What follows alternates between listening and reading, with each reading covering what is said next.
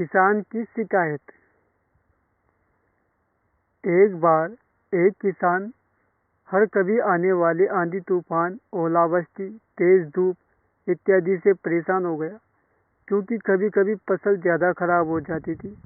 इसलिए वह परेशान होकर ईश्वर से शिकायत करने लगा। किसान बोला, आप ईश्वर तो हो, लेकिन फसल को कब क्या चाहिए इसकी जानकारी नहीं है। जिसकी ज़रूरत भी नहीं होती वह भी देते रहते हैं। इसलिए आपसे मैं विनती करता हूँ कि आप मुझे एक मौका दीजिए, मेरे कहे अनुसार मौसम कीजिए कि हम सब किसान अन्न के भंडार भर देंगे। ईश्वर मुस्कुराए और बोले, ठीक है, आज से तुम्हारे अनुसार ही मौसम रखूँगा। किसान खुश हो गया। किसान ने अगली फसल में गेहूं की बुआई की। उसने जब चाहा तब धूप मिली, उसने जब चाहा पानी मिला। पानी की तो उसने बिल्कुल कमी ही नहीं आने दी। आंधी, बाढ़, तेज धूप तो उसने आने ही नहीं दी। समय बीतने पर फसल बड़ी हुई। किसान भी बहुत खुश हुआ कि इस बार शानदार फसल दिख रही है। किसान ने मन ही मन सोचा कि ईश्वर को अब पता चलेगा कि अच्छी फसल के लिए क्या क्या जरूरी है।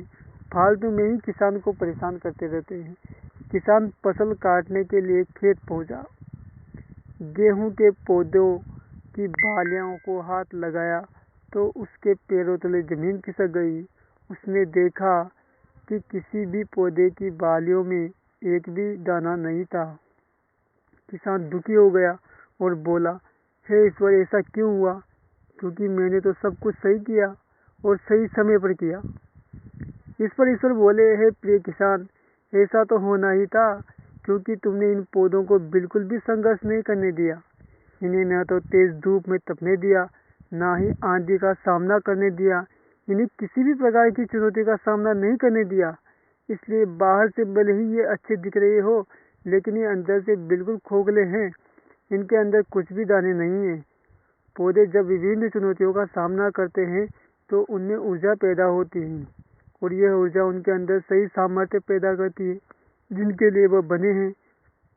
ठीक इसी प्रकार जब इंसान संघर्ष से नहीं गुजरता है, वह आदमी खोखला रह जाता है। जीवन की चुनौतियों ही उसके लिए उन्नति के नए रास्ते खोल देती हैं और आदमी को मजबूत और प्रभावशाली बनाती है। इसलिए मुसीबतें या चुनौतियाँ आए तो घबराना नहीं चाहिए।